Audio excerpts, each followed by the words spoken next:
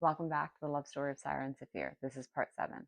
It's nighttime now. Sahira is in her bed, unable to sleep, and she's touching the bangle shackled onto her wrist by her fiance Thabin. She's thinking about the note that Kaya gave her, and she is suffocating. And without even giving herself time to think, she slips out of her room, out of her father's house, and into the forest. Yesterday, when she saw Syfir in the forest, he had mentioned a meeting place, a place where the water runs a little shallower. And she arrives, and there he is.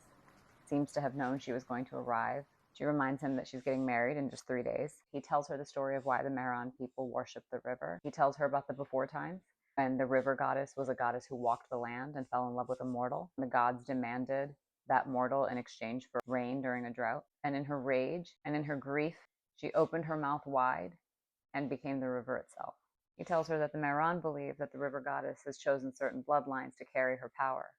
Maybe her mother was one of those people. And then he tells her the story of the river and the rain, the love story of her mother and the river chief, a man named Mirza of the water. I'm taking you outside the story for a second. If you know the story of Mirza Saiba, the story that Syfir tells Sahira in this book, a transmuted version of the Mirza Saiba story. Her mother was in love with Mirza, and her family wouldn't allow her to marry him. Instead, married her off to a man named Tahir Razan. Mirza was going to come and stop the wedding. The night before her wedding, she swam the entire length of the river with the intention of coming in the morning to stop the wedding. She knew that if he did that, he would surely get the both of them killed, or at least get himself killed. He would die.